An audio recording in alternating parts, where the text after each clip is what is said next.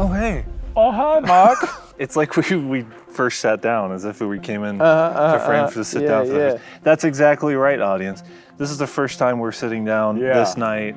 We didn't have an hour-long conversation about Godfather Part 2. No, we're sitting down for the first time. It's not true, but... Yeah. Okay, so news about James Bond, okay? Yeah. Is Amazon now has control over the franchise. Can I tell you, historically, when this kind of stuff has happened, when the rights of James Bond are kind of fought over and moved over to new ownership, you get a really excellent, well-done reset of James Bond. Happened with GoldenEye, and then it happened again with Casino Royale. I'm gonna be optimistic on this. I actually felt like the Daniel Craig era had ran its course. They should have stopped at Skyfall. The question of why we're talking about this is about the creative direction of what they're going to go in. There are a whole bunch of considerations of, well, are you gonna cast a newbie, like an unknown? Are you gonna get Idris Elba in? Well, he's a bit old, but some people bounce. Too old for the part. They bounce against that because he's a black guy. In my opinion, that's not why I would think you would have made or could still make a good James Bond. It's because of his screen presence. Oh yeah. His charisma. He is right for that role. It has nothing to do with the melanin in his skin. Henry Cavill, he's too wooden. In that recent audition that came out, that he did for Casino Royale when he was younger, dear Lord, is very stiff. Nice to meet you, Mr. Bond. The pleasure, I'm sure, was all mine. He's very still. He's just delivering the lines straight and just subtle movements, blah, blah, blah, blah, blah. Yes, that Bond, James Bond. And then tightening up, like he feels tight. He's too tight. There are a few other actors that have auditions that leaked as well. To some degree are better than others. Sam Worthington is completely, that's the worst audition. He came into the audition, he's not dressed well, he's unkempt, his hair, he's really laid back and informal in the way that he's delivering it's not James Bond. So that's completely out of possibility. Anyway, what if you brought back Pierce Brosnan? Oh, I would be more than happy with that. And it would be his version of Never Say Never Again. That'd be cool. I could be down for that. And maybe it's just one film, and I think it should be just one film. That'd be cool. One of my proposals of what they could do is to have one-off James Bond films with a few actors. Just standalone films. That'd be interesting. See what tickles the fancy of the populace. This is good. This is by far my favorite. I feel like they kind of did Pierce dirty. It's like they kind of just were like, you're not doing the next James Bond. I was wondering why the door closed on me. They said, come back, and then... All right. There you go. Just because the 3 films after GoldenEye didn't quite achieve or even reach what GoldenEye did, none of it was ever Pierce's fault. His performance is consistently good in all those movies. Wait, I'm just a professional doing a job. Me too. When I was growing up, and we're close enough in age where it's like, Pierce Brosnan was the James Bond we grew up with. His steely-eyed confidence, it's not stilted. He has a fantastic stare. He does a technical, wonderful job. There's a scene where the first time you see him and Judi Dench as M have their little tension-filled conversation on GoldenEye, he goes toe-to-toe wonderfully with Judi Dench in that scene.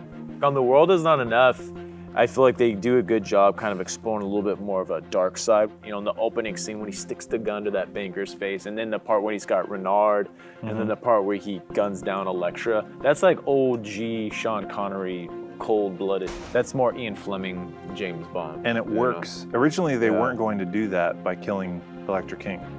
And they made a good choice by switching it. There was some alternate version where I don't think he did kill her.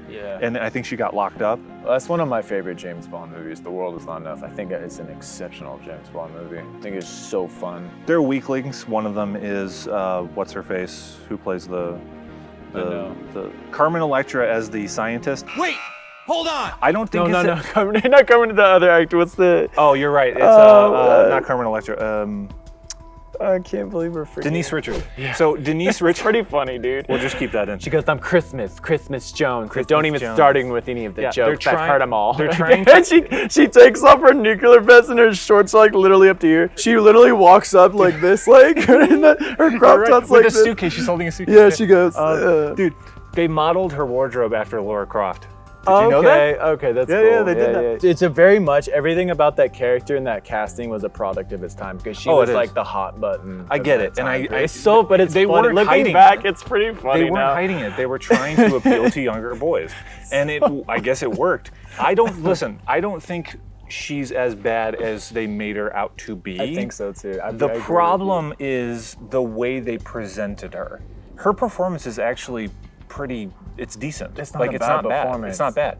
They prettied her up too much and made her more of a sex you. bomb. She's literally like an Austin Powers character in that movie. Right, it's the way they She's presented her. literally It's Austin the Powers physical character. aspect, the way they Like- did her makeup, her hair, and her wardrobe. That's the problem.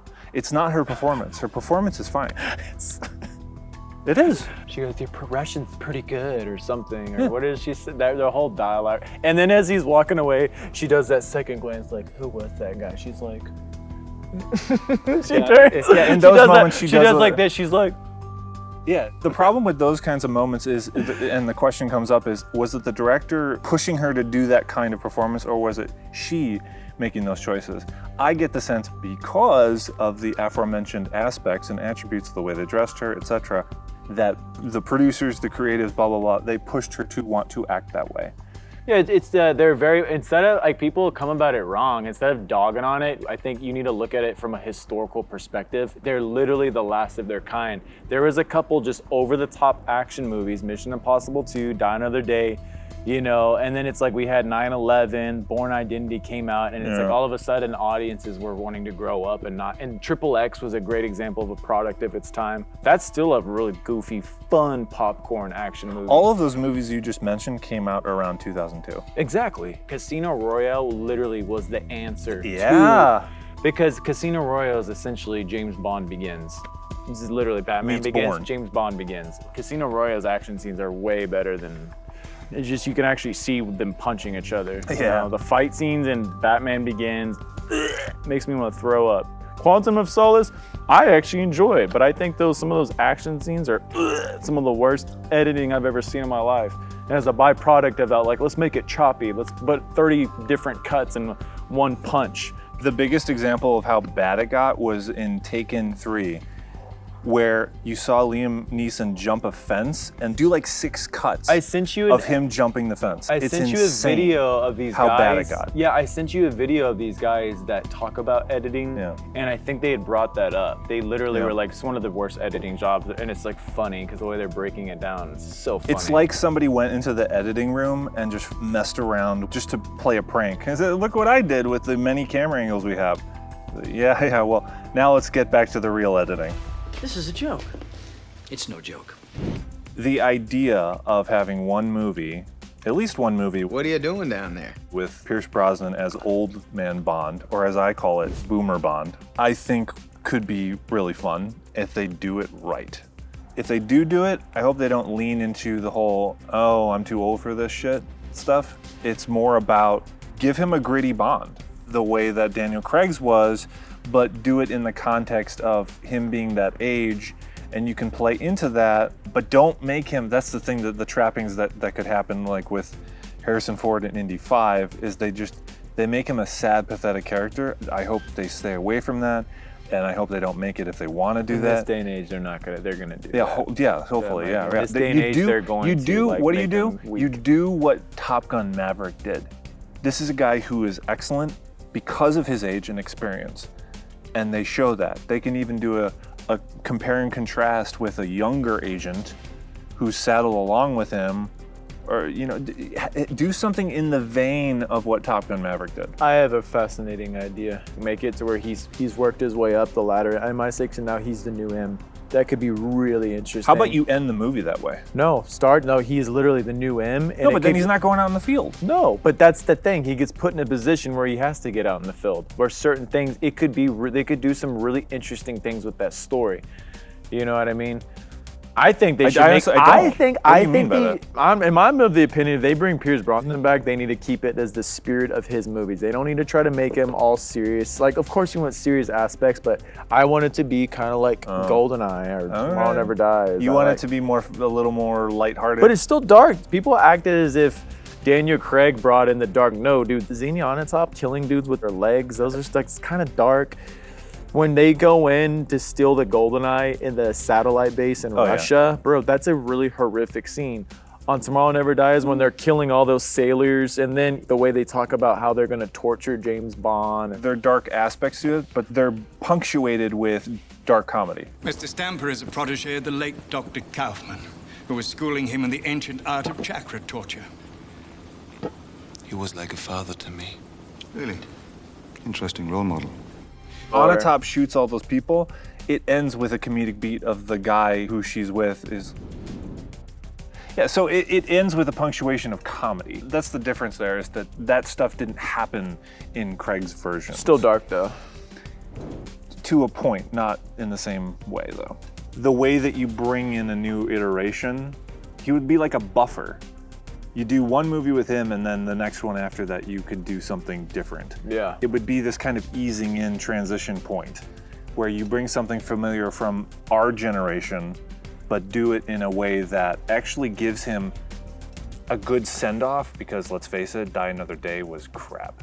That movie does not hold up. I watched it recently. It doesn't. It's dude, fun.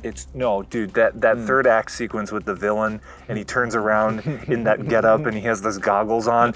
It's ludicrous. It's laughable, dude. It went Austin Powers. Well, that's what's so interesting. After Austin Powers already had come out, they went Austin Powers. Well, that's what's so interesting about it is you think that they'd be like, wow, these satire films really point out that James Bond sure can be silly. Maybe we should do a little something different. Instead, they're like, let's outdo Austin Powers. Exactly. That's a good point. It's just that whole scene, the laser coming from the sky. Global warming is a terrible thing. I'll tell you, the gadget car fight scene is actually pretty badass. That's a really entertaining scene. Like when they're like having the showdown on that's cool. On yeah, the ice? I had a unit that James Bond series had never shown something like that before, where another villain with a gadget car is going toe to toe with James Bond with these gadget cars. Yeah, that's on concept. That's actually because really cool. Dude, they did it practically. That's an excellent fight scene. We're talking about the same thing, right? Yeah. The car chase sequence. Yeah. And that guy's a cool villain in the movie, actually. He's ridiculous because they would have taken those diamonds out, but it's still cool though. See, it's old school. It's throwback James Right, Bond. that one is, but then some of the execution is horrible. But then you throw this horrible, cold, stinky water on the audience with him paragliding. No, it's a terrible scene, dude, bro. with the wave and the glacier falling and down. the shot of the race car, the thing like going over the cliff. It's like really. The frame rate is off. It's really weird. It's so special effects. It's like out of a different movie. Can I tell you? Oh man. Up until the satellite laser, it's actually like the opening scene and then him going to Cuba and then going to London. That all is actually really good. Boom, boom, boom, boom, boom, quick, fun, classic James Bond.